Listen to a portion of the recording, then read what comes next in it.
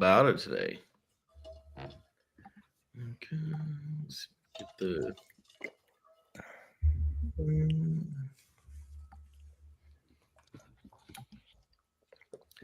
Let's see. Boom. Should be good now. Sweet. All right. Welcome to the closing table, where we talk about everything that it takes to get to the closing table for real estate investing and everything under the sun related to that. I'm Drew from Lead House 365. This is Craig from Lead House 365. And our special guest today is Brandon Fisk from Houston, Texas. What's going on, Brandon? Hey, thanks for the introduction. Thanks for having me here today, guys. It's an honor. Hell yeah. Thanks for being here, man. Tell us a little bit about yourself, man, your journey in real estate. Yeah, my journey's pretty interesting. I moved here to Houston in 2020 having no freaking clue what I wanted to do and what I was going to do. It's a bit of a culture shock coming from a European town to Houston, being as vast and extreme, as fast-paced as it is here. I met my girlfriend, or at the time girlfriend, whose father has been working in real estate since the 90s, flipping houses from the auctions and stuff like that. So he kind of gave me a small taste of what real estate is in a nutshell. And I wanted to figure out how I can get involved with it too.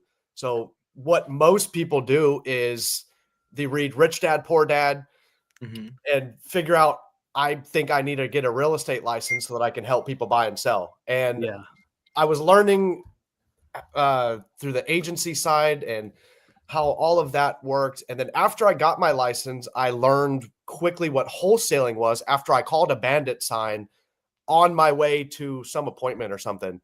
And that was my introduction to Net Worth Realty. And I met one of the owners of Net Worth, and he kind of explained to me what off-market real estate looked like. And it intrigued me so much because being a real estate agent, you're doing open houses, trying to get clients, you're door knocking a lot. You're putting yourself in all of these extremely uncomfortable situations to get clients that may or may not even want to sell right now or in the next year at least. So when he introduced me to what wholesaling was, he explained to me that there's a lot of people that are dealing with distressed properties that are in burdening situations that they need to get rid of a house. And when you're driving through neighborhoods, it's a lot easier to tell who's probably needing help from a cash buyer or an investor. So after having that conversation with the Net Worth guys, I started thinking a little bit bigger about off-market transactions. And I met one of my older mentors who kind of helped me really get the ball rolling, showed me how the paperwork worked, how to find people who are motivated sellers, and how to have a proper conversation with them, explain to them like what a cash offer looks like versus what listing the house looks like. Because as an agent, I can now do both. And as an agent, you're going into these appointments thinking like, I need to get them to sign a listing agreement so that we can throw the house on the MLS, not knowing that I could put the property under contract and then go and find the investor myself. That was a big dot connection moment for me. And the first one was a little challenging, but after understanding the numbers and kind of understanding how much it takes to put a property back together, you're able to kind of figure out what the house is going to sell for. And then reverse engineer, right? Reverse engineering. Exactly. Yeah. So after coming up with some numbers and then trying to dispo it on Facebook at the time, I was told to just go and add We've all been there. We've all been there though. Just add yourself to all of the real estate investing networks in your town, right? That's what everybody does. Yeah. So then after posting the property, I'm getting dozens of messages. It happens so quickly. And then I'm meeting every single buyer at the property one by one, telling them what they would pay for it versus what my contract was locked up for. It's like, oh man, I'm overpriced on this. I need to learn how to have a renegotiation conversation with the seller, get it to the point or just underneath what a buyer's coming in at. So it was a whole learning lesson all in one property that I'm forever thankful for that mentor and helping me understand the whole big process of it all. Yeah, and it's a lot. It's a lot. Did you did you close? Did you get the deal done though? We did close. It took a little bit longer than I wanted to because I learned what affidavit of airships were like. Oh, And then, but I feel like it was a really good first property because it showed me like this is not easy, right? You have to basically hold the seller's hand through the whole transaction until we're finally at the closing table. yeah. And then explain to them like, we are helping you get this thing closed. We may not be the buyer right away, but here's the partner I'm working with to get this thing done for you.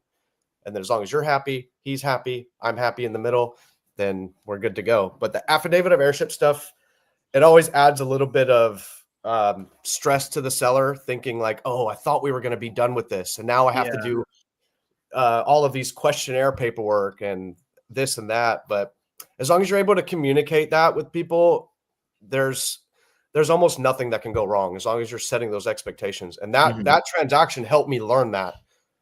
Definitely. Yeah, it sounds like it, man. It wasn't, I guess that first one wasn't as easy as all the people on YouTube say it's going to be, right? It sometimes is, and I've had those transactions where it is really easy and simple, but it's very rare to happen. Very rare. So what was so that was your first deal. How and you found the deal from a bandit sign, you were saying? It was an SEO, search engine optimization. At the time, my old partner was running Google ads and stuff like that. So every day he would get like new motivated leads every single day that popped up onto his system. And during one of our very first meetings, this lead came in and it was right down the street. So he invited me to go with him and kind of see how it works. And I'm like, okay, I don't know what I'm doing. I'm be happy to join you there. Yeah. But yeah, it was cool. That's cool, really man. Cool. So how did the renegotiation, how did that go on your first deal? How was that? So I remember, I think we had it under contract for like 150 and all of my buyers were coming in at 150. And the fortunate thing about when these houses are like completely dilapidated is you can almost like not finesse the numbers a little bit, but you can start getting some quotes and see like, well, this foundation, we had a quote run. We thought it was going to be just $5,000, but now it's looking to be about 15. And I hate to go back on my price, but there's nothing we can really do with this property unless we get the budget to fix it. Otherwise, it's just going to sit here and get more and more dilapidated. So that kind of worked out. And also with the affidavit of airship stuff, that helped us stretch the timeline a little bit. So I was able to continue marketing it, trying to find a little bit higher paying buyer. And then having that conversation at the same time. So it worked out pretty well, but I've obviously gotten a little bit better at it. Yeah.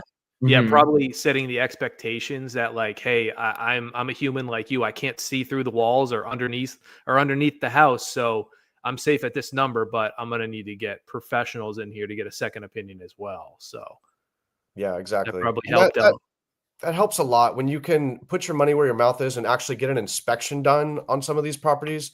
You have actual paperwork that you can show them. Leverage. Like, I'm not just making this number up. This is a quote that I got to fix the entire foundation.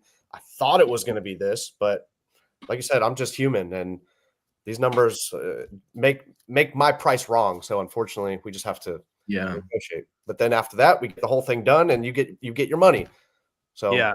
Well, that's awesome, bro. That's awesome. So you got to see the good and the bad from the first deal, and having to go through that whole affidavit of airship thing on your first one is and get it to the finish line, dude. That's a great accomplishment, man. So how long have you been in the business now total? Literally just over 3.5 years now. So I got licensed in October 2022. I've only done maybe 10 to 12 realtor transactions, and anything in between, I'll obviously throw cash offers at it every single time. But then if that doesn't work, then I can use my license hat and say like, well, let's get it listed for you then. But yeah, just over 3.5 years. So I've actually seen the market kind of be a bit of a roller coaster in the last few years. I got in right when interest rates were kind of ticking upwards. That's when the market was really getting a lot more challenging for anybody that was getting into it. And now we're kind of at another spot where the market is just really unstable, not sure what's going to happen. And I've seen it both sides, being a seller's market and a buyer's market, and being able to pivot when necessary. Yeah. Yeah. It's been crazy for the past few years. It was interest rates are really low and then they peaked and now they're going back down. So, who knows what's to come. Speaking on that, I wanted to ask you, what are your thoughts on this 50-year mortgage that may be rolled out? What are your thoughts on the retail side, on the investor side? I keep hearing about it all the time. People are making reels about it. And what are your thoughts on that, man, being a realtor yourself? Yeah, I mean, as the realtor, obviously, I think you'll be able to get more sales out of it. But I mean, nobody likes generational debt, and I think that's exactly what it'll create. True. I think there will be a barrel of people that will go for it, because the dream of homeownership is what we all kind of imagine in our lives, and this is just another way of getting into it. But I don't think the intelligent person who can understand what mortgages and like interest rates and what you're actually paying for long term is going to think that this is a good idea. But I do think there will be people that kind of get suckered into it and Yeah. unfortunately Low create payment. generational debt for their Just like families. the used car salesman, right? They're just trying to show you that monthly payment price, and that's all they want you focus on, is that monthly payment price, because they get their commission no matter what. The dealership gets that money from the bank no matter what. And the bank, they'll get whatever you're willing to put on paper. So yeah, I think you're right. I think it's going to be attractive to people who don't have maybe the full picture, and people who just are focused on a goal, which is like a home ownership, and they're not focused on the destination or how they're going to get there or what that looks like. Yeah, and it kind of makes me worried from a realtor standpoint if they're going to kind of like persuade them to go that route, not properly explaining it. Because for a realtor, that's just another easy commission grab that you can get. If this option is on the table, you're going to be able to have more clients to work with potentially. But I feel a little bit weird offering that to anybody who understands real estate, and even to somebody who doesn't understand real estate. It's like, No. I don't want to push this onto somebody who doesn't really get it. I think Yeah. 2005 to 2008 kind of showed us that most of the realtors, though, they're just focused on that commission and the subprime mortgages and the adjustable rates. They were passing those things out like candy. I know a realtor friend who was doing business around that time and having a lot of success. It used to be, if they did the mirror test, and if you breathed into a mirror and it made fog, then you can get approved for a mortgage. Back then, that's literally what they would say to each other. So it's like they're finding a way. It's right. Like the government came and were like, no, you guys messed up. Can't do this anymore. And they're like, okay, well, what's the next thing we can do to get something back, right? And so it looks like this is their way around it. And who knows, where's the buck stop? We go into 72-year mortgages after that, as life expectancy rises and rises and rises. You can get a 72-month car loan, right? So it looks like that number is the next logical step. I see this turning into a creative finance frenzy, though, in the future, right? Because nobody's going to be able to get equity buying these types of loans. Yep. And it's going to force creative finance being the only option when they're ready to get out of these things. And what we see is, we deal with people like you every single day, dozens of clients, and dozens of potential clients. And a lot of people have no idea what a creative finance deal is. A lot of people just think that the cash offer, and maybe have a real estate license. It's like, is those dispo strategies. And a lot of people, when you ask them if they know how to do sub twos or creative finance deals, sometimes people look at us like we have three heads, or they say they've heard of it, but they've never like looked into it or whatever it is. So I guess that's one of the big education pieces we can potentially give to people who may be watching this or watching this in the future is, study up, because that's going to be one of the few ways to not only have a massive advantage right now, because it is one of the absolutely mandatory dispo strategies we've been seeing, but absolutely in the future too. It's only going to become more and more of a necessity to understand that, how to pitch it to a potential seller, and how to execute it in a way that makes sense. Exactly. If you don't know how to at least explain creative finance to sellers and give them that option, not saying it's the perfect option for that person, but it's still explaining to them so that, I mean, just education in general is going to be powerful for the next 10 years, and if it's not already. The more you can explain to these people, the more they will understand. So that way, when a dumbass gets into the picture and improperly explains it, they will already have a little bit of education around it, because this is going to continue to happen. And just like a lot of people, like I think the guy's name's Jordan Taylor, I believe that's his name. He's like a creative finance wizard. He goes live every single day and pitches seller financing to real estate agents. The more people that do that, the more understanding it's gonna create in the open market. So I think it's very important to be able to have that conversation with sellers. Yeah. Yeah, that going back to the whole the 50-year mortgage thing. I mean, from an investor, and I don't know, I just heard about the 50-year mortgage. I don't know if it's even for investors, if they do roll it out. But I think being an investor, a buy and hold guy, I mean, that's the greatest thing in the world, because they're never selling the house anyways. So to have their payment now pretty much chopped in half, the cash flow, rent's not going down anytime lately. So, now their cash flow is almost double, and that mortgage is stretched out for, 50 years. So I don't know. I mean, I think it would help a lot of investors, but for the normal primary residence homestead buyer, it's probably not the best thing, even though they're having a cheap payment. This is their answer to people not being able to afford homes. Is the government solution of like, hey, like this is for first time home buyers, is where they're targeting, because the American dream of buying a home has become so hard for the younger generations. It's from the 80s to now. Think about how more unrealistic it is for a common person in their 20s, right? So this is a way they're trying to make, that's their answer to solving a problem that it's really the a bigger economic problem. This is kind of like a band-aid to just say they did something. It seems like, to me, is how I view it. Is like, hey, like, here's a way you can own a home. You want to own a home, but it's like people aren't going to realize, like Brandon said, that they're putting themselves in a situation where they'll potentially never have equity on this home by the time repairs and stuff need to be made. They'll be retiring and not even have a home as an asset to be able to become a snowbird, or to go retire into some condo on the beach. Like, you'll never have that option. You're stuck to that house for forever. So it's almost like you're just paying rent to a bank, essentially. Yeah, Craig said something I didn't really think about, though. For investors, that is a potential major deal for investors who are looking for that buy and hold strategy. And then probably, I mean, maybe that's where creative finance solves the problem for a regular homeowner.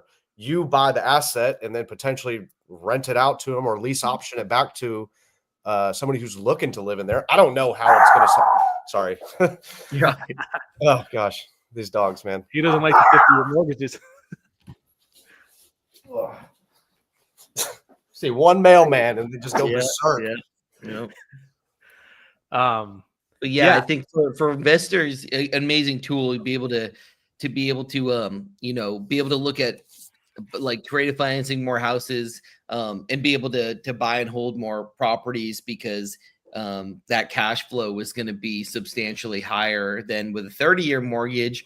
If you plan on just having it as in your rental portfolio, especially for multifamily buildings, if you can get a 50-year mortgage on like a multifamily building, think about how much more advantageous that is as a business owner and an investor. Insanely. Love it. And pay it off early. Yeah, you pay it off. You can still pay it off, as fast as you need to, but at least you have that cash flow to be able to buy more properties or to pay it off faster.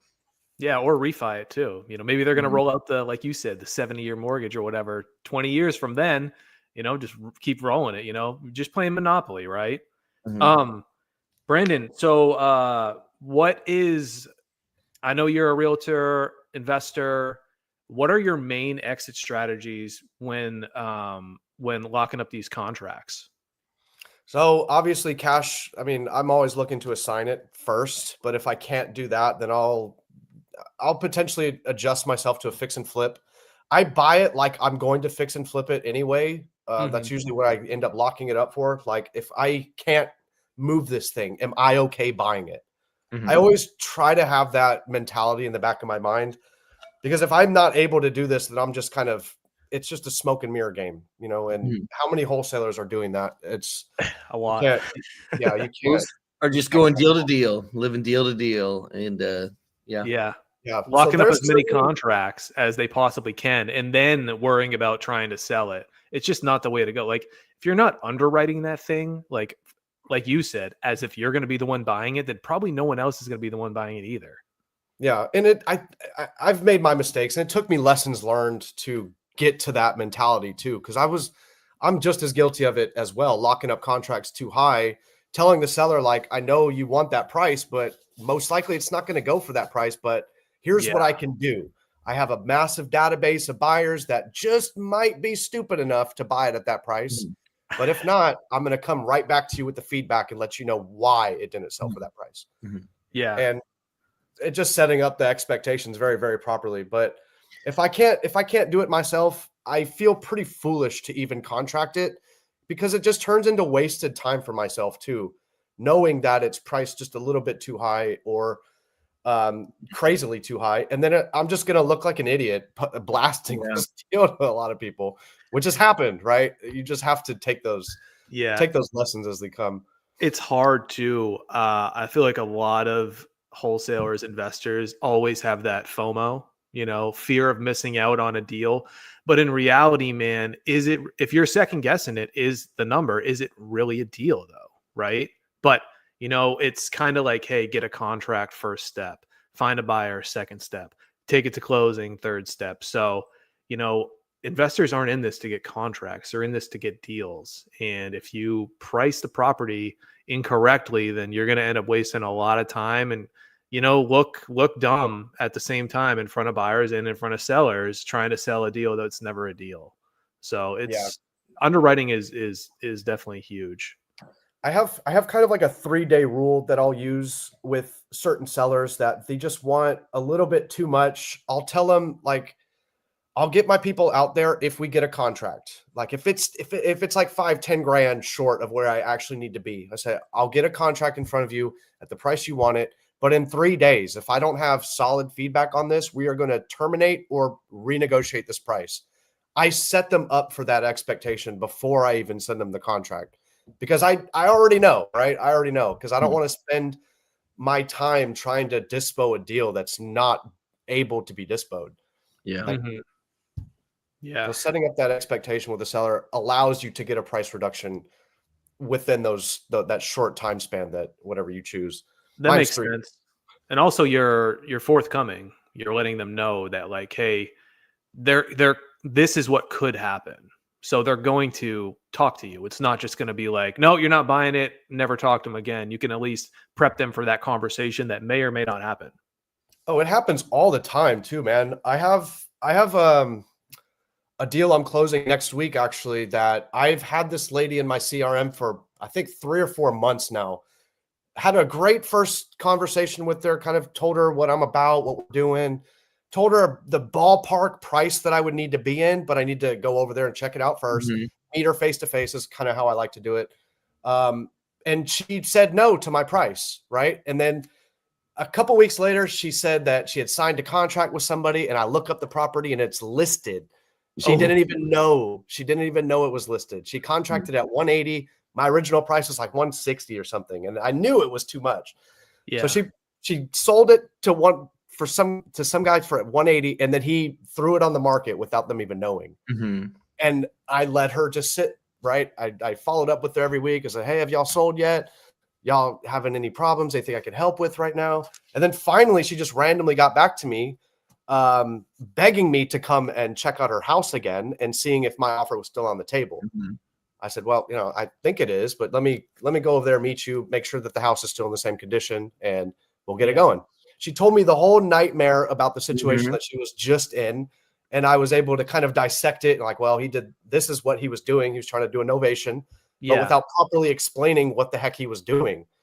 So it just put a nasty reputation into our industry with somebody who's not setting up proper expectations at all. So having to be that person can make you look awesome, but it's also like, why are we having to have this conversation all the time? Like, Mhm. there's so many True. bad apples, and like being that person who can explain to them will overall help you win so many more deals out of it.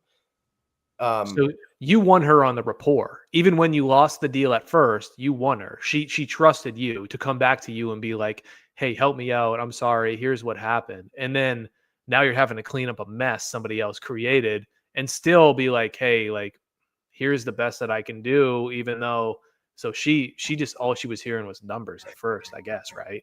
Yeah, we were kind of going over it. She was telling me about the situation. It was her mom's house, and she's the power of attorney and trying to basically Mhm. do it before she passes. And so I'm hearing all of the pain points really early on, and I kept all of those in my notes to when I did meet her. I kind of already understood what was going on, and Yeah. then she just needed to tell me what problems that she just experienced with these other jackasses, so I knew exactly what not to do as well. Um, Mhm. it was very smooth process from start to finish, but aside from me not getting the contract right away. Yeah. But built great rapport. She trusts me. She understands what I'm about, and that I can educate her on what she just went through and what I'm looking to do now. So, like, I think it's a great lesson. I mean, that type of mindset you had with that is something I wish a lot more people had, especially people we worked with or worked with in the past. Is that when people have this mindset that they're they're buying and we're buying and selling wholesaling houses, but really like the industry is sellers. It's a house doesn't have emotion, a house doesn't have distress, a house doesn't have issues in the sense of what we're talking about. It's the seller that does.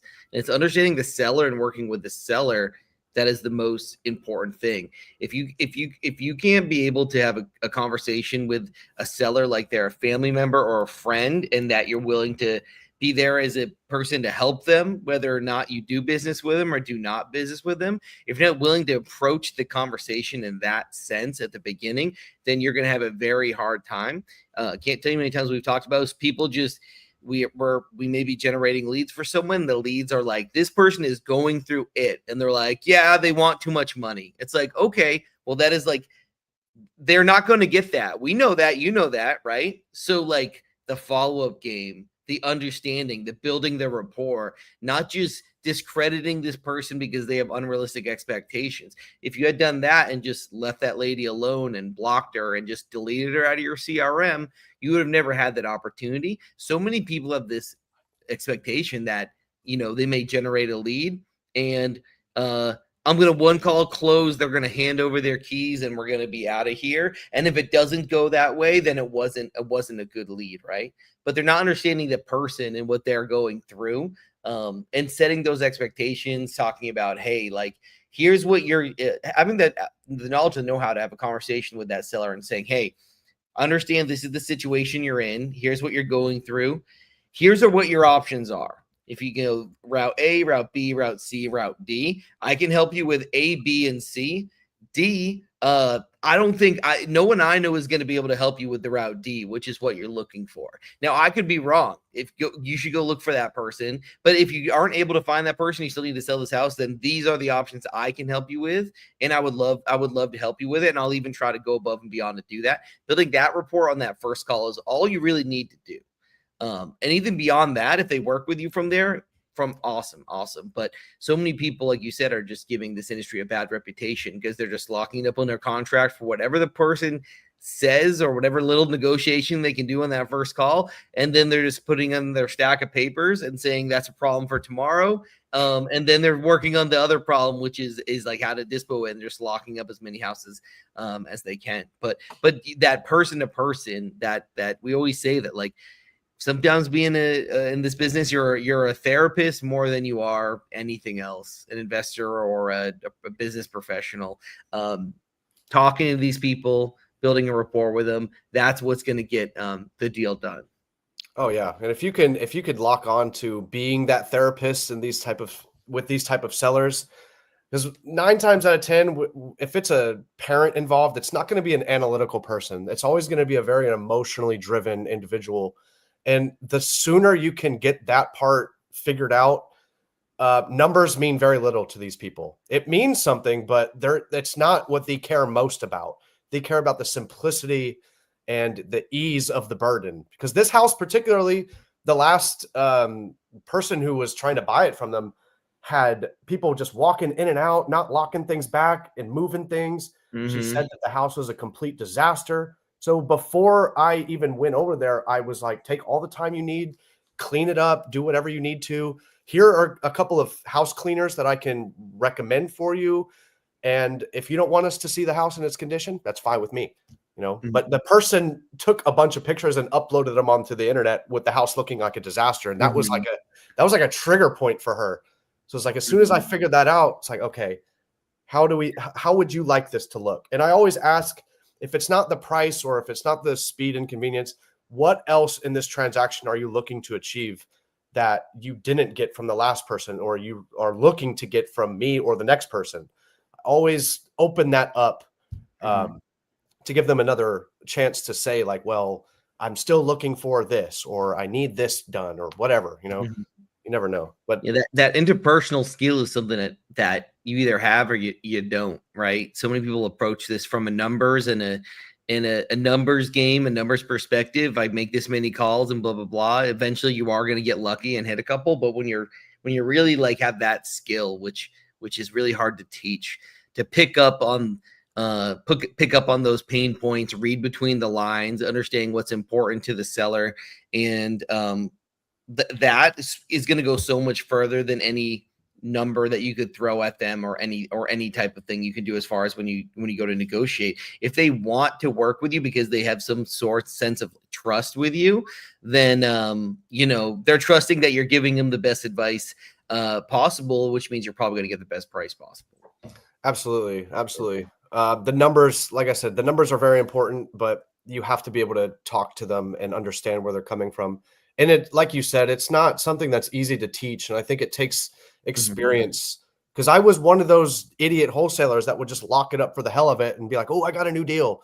I was one of those people, but the longer you do that, the quicker you're going to get burnt out and realize that nobody's going to trust you if you just start locking things up at a number that they're going to want.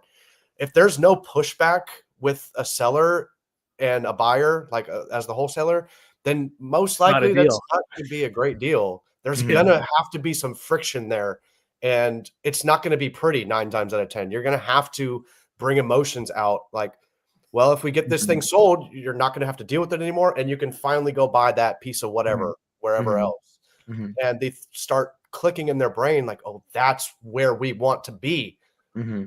And all of a sudden the puzzle pieces just start fitting in place. And that's why I kind of like the more emotional seller over the analytical one, because they're going to start hounding you on the prices of everything, right? Oh, I had a quote done last year at this price. I don't know why it would take you that much to do it. So I appreciate the emotional seller. I think personally, it's just a little bit easier to understand and have empathy for a person who's going through something as life-changing as a death in the family, or just tax burdens or whatever, but can usually figure that out. Gotcha. So what's you mentioned your first deal. What's the most memorable deal that you've done? Craziest situation, maybe the biggest transaction. What's the let us have it, bro. Yeah, I have a cool one that ended up being a very big surprise for me. It was a seller. It was with the old company I worked with, and the seller had called the line, and he lives out in LaPorte. It's like 20 minutes away from where I live. So I was able to go and meet him face to face. And right off the bat, he told me that he expects to lose money on the sale of the house. He told me about how much he owed, how much it's worth, etc., how much he's needing. And he was completely expecting to lose like 15 grand with the sale of the house. And I said, we could definitely do that for you, but I would feel terrible if you came to the closing table with a check and not left with a check. Yeah. So I sat down with him at the table, and he pulled up his mortgage statement, and he had like a 2.3% interest rate on there. So I was like, oh, bing, bing, bing, bing, bing. Yeah. Fireworks going off in my head. I was like, well, sir, there's great news I'm seeing here. You're definitely not going to have to bring money to the table. I'll be able to put money in your pocket, actually. How about 10 grand I didn't even underwrite this thing at all. I knew that because he's expecting not to make money. So any dollar amount at all is going to sound great. Yeah. So we took over the property sub 2, paid the guy 10 grand, didn't get a hard money loan or anything on it, cleaned out the house real good. This property, it wasn't like your typical type of property. It was a giant, like $25,000 or 2,500 square foot house with a pool, which is a nightmare for me personally. I don't like pools. Yeah. Just a liability and just hassle. But because of the deal and where we got it at, it just made so much sense. So we took it down, held it for, I think, 4 months, cleaned it up real good, and then just relisted it, and it sold within, I think we had to wait like 90 days so that we could get an FHA buyer in there. But it was like $1,600 a month that we were holding this thing for. And then we sold it. We bought it for like, I think it was $230 or so, that the mortgage was still owed on it. And we ended up selling it for about $330. So it was like $100,000 profit right there.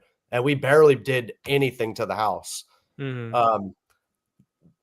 That house also gave me a lot of anxiety because it was one of the very first flips I've ever done. And if anybody who goes through holding costs and has to spend money every single month on something, you're just kind of freaking out. That taught me that. So that property right there taught me how to deal with holding costs and just a little bit of anxiety. If you're getting showings, but nobody's putting offers in, how you're dealing with that emotionally. That was a really fun experience, but I'm glad we got all the way through and made a big fat check out of it too. So that was a big learning lesson for me, how to do a sub 2 property and then flip it. And yeah, man, that was a fun one. That was your first sub 2? That was my third or fourth sub 2 at the time. My first sub 2 was actually a really cool story too. That was out in Missouri City or something. I kind of went through the whole process on how creative finance works with the seller. He knew that he didn't have enough equity to do anything, but he was desperate to get out of there because his mortgage payments were too high. And at the time, I knew nothing about sub 2s, but I had just been seeing PaySmorby pop up on social media like every single day. And I said, I know there's something here. He's got a great interest rate. I know there's something I can do here. Yeah. So I posted the deal in one of his free Facebook groups, and the enrollment director actually messaged me about it and then enrolled me into sub 2 right after I signed him the deal. He got a great deal out of it. I got a nice check and access to the sub 2 community all in one deal. It was incredible.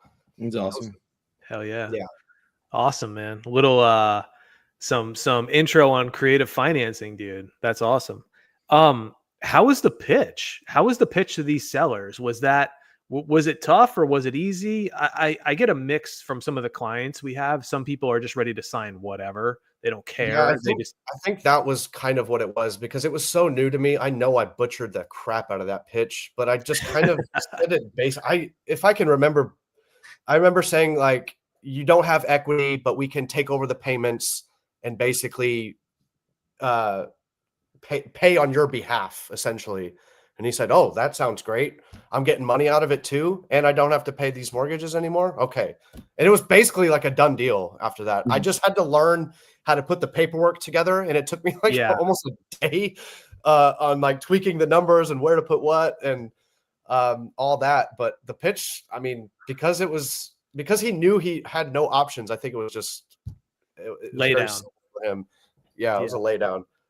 But now, I mean, I have like a credit card pitch that I'm sure you've heard PaySmorby talk about. Like, I don't think so. It's been a minute since I've had to do this, but I say stuff like, if you have a bank, they give you a credit card and you go shop with that credit card, you go buy your groceries, let's say Costco, you go buy your groceries at Costco. At the door, they're going to ask for that receipt and make sure that you paid for all of these groceries, but that money isn't your money. You have the receipt. It acts like a deed showing that you own those groceries, but you still got to pay that bank back. And they're like, oh yeah, that kind of makes sense. So my house is going to be like a credit card to you. Like, well, kind of, but it works, right? It works. Yeah. I don't pitch them too often anymore, but every now and then I send them a little video that tends to help. It's like a 60-second video. Oh, okay. That's cool. Yeah, I'm sure now at this point you've been in the game so long that it's like second nature. You know what I mean? when a deal comes through and it doesn't check off or cash offer or listing or whatever, it's just automatically sub to that approach, and it's probably just much more comfortable at this point. Yeah, yes and no, because I don't like to make that decision before I have the conversation with them, because you never really know where they're at unless you know what their pain points are. So I used to do that, but I don't like to assume what type of transaction it's going to turn into anymore, at least. Because you can easily Gotcha. like go on PropStream or whatever, see if they got a 3% interest rate, and you're automatically thinking, yes, I'm going to pitch sub 2 to this person. Without actually hearing them out, you may just make yourself look like a fool and lose the deal in that way. So, I mean, I always try to have that conversation and figure out what their pain points are. And then I start laying down some options. I always kind of frame what I think their best option is going to be and hold that one for last. That way I can go through with them, like what a cash offer is really going to look like and what it will look like at the end of the transaction for that person. And if that doesn't work, if that makes you uncomfortable, then we'll jump to this particular transaction style. And knowing that all of these options aren't really going to be the best fit, but holding on to that last one, knowing it will be perfect. I just have to make sure he says no to all of these other ones. So that way the pitch on the last one's Locks them super in. easy. Yeah. They kind of understand themselves where I'm going at that point. Got it. What's one thing you would tell Brandon advice back when you were just getting into business? What's one piece of advice you wish you could tell yourself? Oh man, I remember being so analytical on everything, and it took me forever to actually get started. I would say just do it, man. Go out there, just start calling people, make yourself look stupid, because it's going to happen regardless. And the quicker you can make yourself look stupid, you're going to learn the lessons out of each one of those spots, and it's going to be easier than reading a book and then going and stumbling anyway. That's what I would say, because it took me like 7 or 8 months to actually get the ball rolling. After I had all of this knowledge of real estate already, it took me 8 months sitting with it to actually pick up the phone and get anything going for myself. It's a great analogy. I watched some video, but it was about they were trying to teach someone French, and they said in order, like, you're not going to be able to be a affluent speaker in French until you've made like 10,000 mistakes or something like that. I forget what the actual number was. But when that person heard that, they said, oh, okay. And they just went out and started speaking French and making a mistake and thinking every single mistake they make is now one step closer to being affluent. And when you think about that way, you're not worried about what you're about to say, what you're about to say if you're messing up. I got You're a great thinking, example on that too. You're about to make the next mistake that's one step closer to being affluent. And when you think about it that way, that person normally they said would learn the language in 6 months. When they approach it that way, they learn it in 1 month. Yeah, with a beer. Go out there, get a couple drinks, and just start speaking your butt off to other French people. When I moved to Germany, I didn't know the language, and that's exactly how I ended up learning it. Was just going out to bars and stuff and drinking with people and making yourself look stupid on purpose. But then you get used to it, and you're like, okay, I know how that's not supposed to be said. And then just through reps, man, it always comes down to reps and repetition. And the sooner people can just pick up the phone and just make themselves look stupid, the more success they're going to have and faster. That's true. Yeah. Kind of like, you miss 100% of the shots you never take, right? Whoever said that quote, I don't remember, but, so how long did you live in Germany before you came to, Houston? Yeah. So my dad, he's in the army, or was in the army, spent 35 years active duty military. And we went over there when I was like 12 or 13, and I stayed all the way till I was 27. So I became fluent in the language, learned how to be German, I guess. And the pandemic is the reason why I kind of came back. It gave me just an opportunity. I always thought in the back of my mind that America is, amazing place. You can go make money. You can go be anybody you want to be. And I always had that in the back of my mind. I always felt like I was missing out on something. So when I had the opportunity to come back, I signed myself up for it, went for it. And at the time I was skateboarding a lot, believe it or not. That was like my everything. And I quickly learned that Houston and skateboarding, it's very humid and hot here. Mhm. It's like, I can't do this for much longer. I can't do it. I got to find something else. And what, like, how many things translates from skateboarding to another occupation? There's like nothing. But it framed me on how to kind of be an entrepreneur. Like skateboarding, I was going out there skating, filming myself, and kind of real estate is very equivalent to that. Having to film yourself, document yourself doing things, and always picking yourself back up, and having to try again and try again and try again. So actually, real estate kind of fit perfectly for my lifestyle and what I'm used to.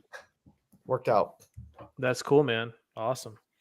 So what are your thoughts on the market going into, new year coming up, 2026? What are your thoughts? I'm kind of excited to see what's going to happen because we've been in a buyer's market for so long. There's going to be some loosening up in one direction or another.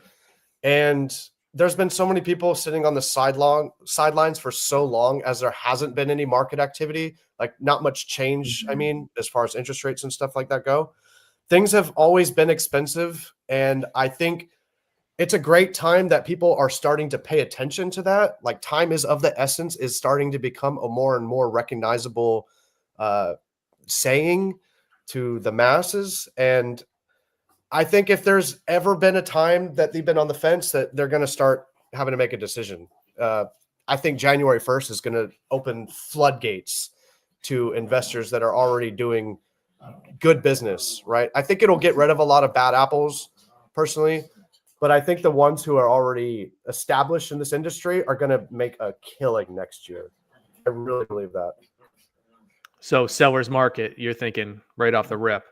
I do think it will start turning into that. I think it'll level out gradually over time. But I think when April starts coming, like right before summertime, I think it's going to be a frenzy again. I really do. What do you like more? You like doing in the investor side, or do you like the retail side? Oh, man, that's an obvious question. The retail side's a pain in the butt. It is a pain in the butt. There's just so much more paperwork, and there's a lot more different kinds of emotions, right? Because like most retail people want, sorry, man. It's all good. Most retail folks want everything perfect, right? As anybody would who's moving into a house. So they want, their picture perfect property. But in an investor, the only thing they really look at is numbers. If those numbers don't work, on to the next one. Retail, it's like, I didn't like the way the window was facing the fence, or any and every kind of excuse can be made with retail.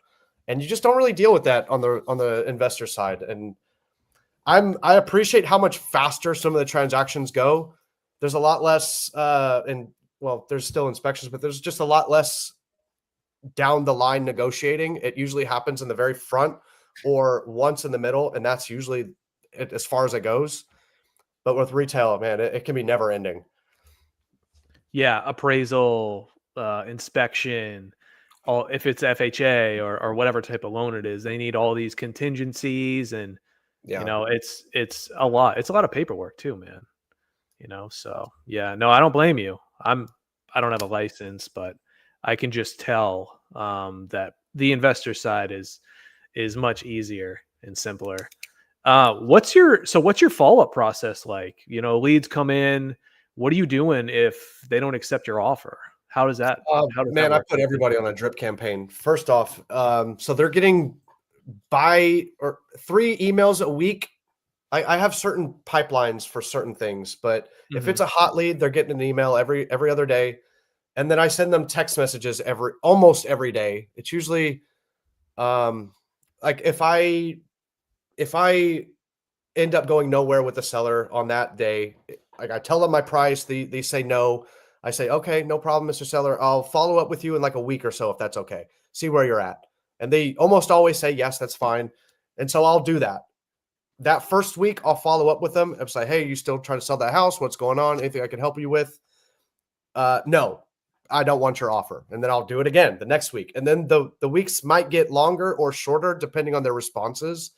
Like sometimes they'll say like, didn't we talk already? What's your offer now? Like, okay, well, there's just a couple questions I want to ask you real quick before I just blindly give you an offer. And it usually goes well, but I have them all pretty warmed up before I jump on the phone. Like I'm texting everybody all the damn time. Pretty basically, like my drip campaign is you still selling your casa? Just like that, so they know I'm human as well. Mhm. I purposely put a typo in there also, Yeah. so I'm not AI or a robot. Yeah. And it's just like 3 or 4 words, and they'll say yes. I'll say, how much do you need for it? Pretty similar to RJ style. I'll always say, Yeah. how much do you need for it? And if that number is anywhere close to a retail number or a cash offer, I'm calling them right away. And I Yeah. start answering or asking them what's going on. Like, why are you in this position right now? What has your experience been in the last several months leading up to this decision now? And what do you want the next couple months to look like after you've sold this thing? Like, I try to make them build the framework for me so I can just work on it. Mhm. So Got you. That's awesome, man. Yeah. I feel like a lot of people are always expecting for those low hanging fruit in this business, but they're just so far to come across. But it takes a lot more work of offering and offering and offering again and following up with them and saying, hey, I'm still the same person that has been calling you over and over again, bugging you. And, but also that seller, if they're still in the same situation, eventually something's got to give, right? They have to accept a lower offer, or something in their life has changed that now they have no choice, and now they actually have to sell, right?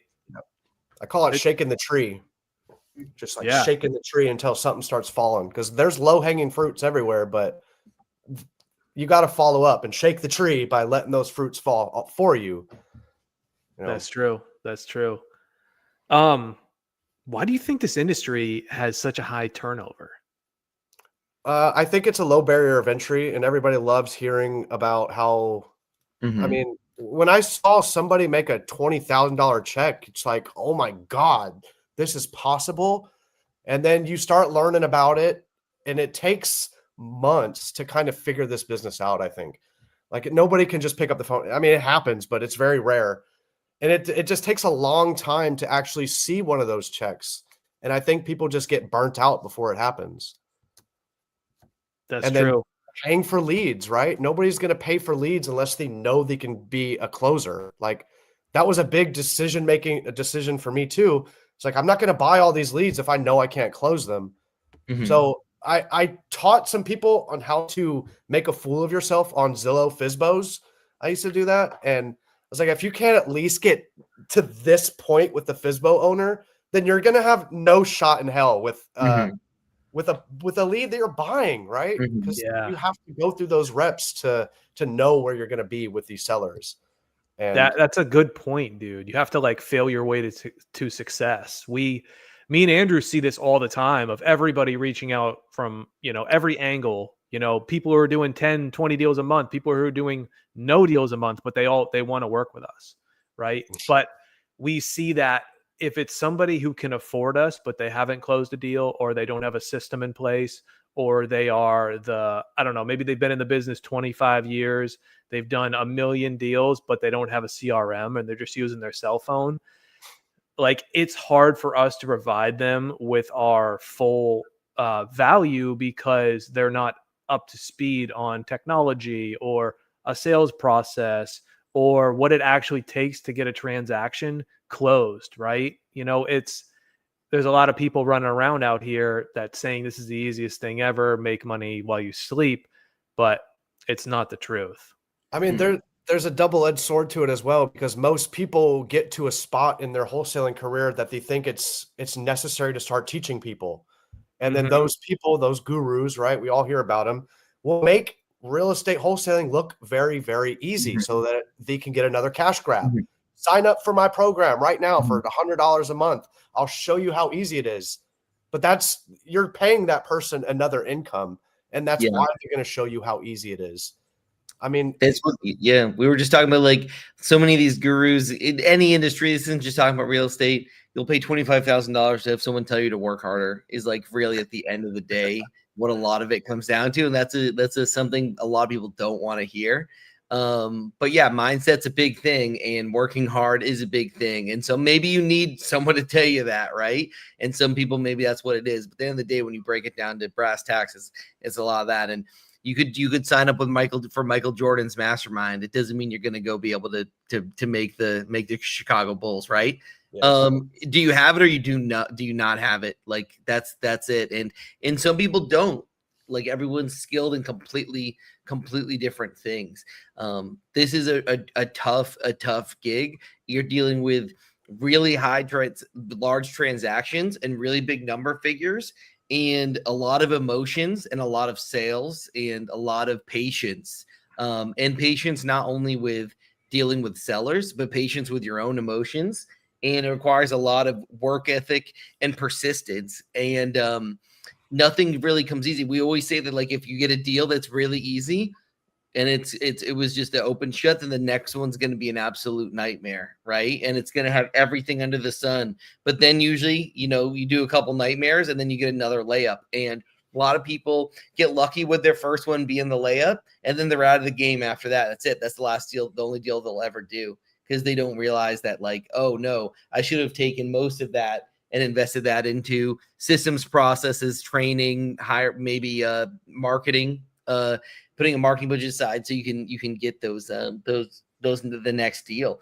So when people just blow their first deal thinking the next one's going to come that easy, and the next thing you know, they're door dashing. Everybody has to experience what it's like not closing a deal for like 2 months. Everybody needs to experience that. Mm-hmm. I tell everybody it's such an easy business to get into, but it's a very difficult business to stay in. And you see it every single day where people will be gun-ho on cold calling or buying leads, and then 3 or 4 months later, you're not seeing that person do anything anymore. Yep. They got the teeth kicked out of them. And then it's mindset is the biggest thing about this business. Like, I used to tell myself, like, I hope this is the one, and then it would never happen. But now I tell myself this is the one, and now my conversations are a lot more fluid. That's just how you frame everything. It starts in your head. Yep. Nobody's going to want to work with you if you don't expect anybody to want to work with you. That's true. That's true, man. Well, we're just about done here, man. Brandon, where would you? I want to leave off on something. What would you say to anybody who's listening or watching, or anybody at all that hasn't gotten to their first deal yet? What are some advice that you would like to give them?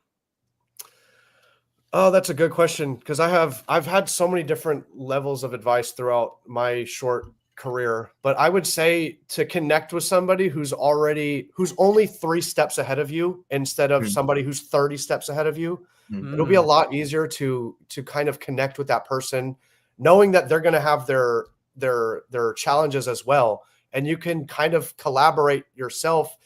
Even if you're bringing nothing to the table, you'll still have your time and your energy. And that's something that you can deploy into somebody else's business who's already somewhat started. That's how I helped a lot of people get involved. Because I'm a small wholesaler myself. I don't have a giant team behind me or anything. And I've helped smaller people who are just getting started, like, run numbers for somebody. I kind of explained to them like what I would say. So I think joining a couple Facebook groups is definitely a good place to start. Start posting who you are and what you're looking to do every single day as well. A lot of people go on there, post once, and act like, why isn't this working? But you need to be posting every single day and sharing with people where you're struggling, what you're doing, and then giving people an invitation to bring what they might have to provide for you as well. It's like being in the business at the start is always the challenge. And if you can find other people who are in the same ballpark of those challenges, you're gonna launch up faster. So Facebook groups, connecting yourself to somebody who's already somewhat established, and not being scared. Like, don't be scared to pick up the phone and just call even real estate agents, FSBOs. I think calling FSBOs is a great practice because it's going to be hard. And I would rather start where it's really, really difficult. And then everything else after that becomes relatively easy, honestly. That's where I would kind of start. Awesome, man. Love it, dude.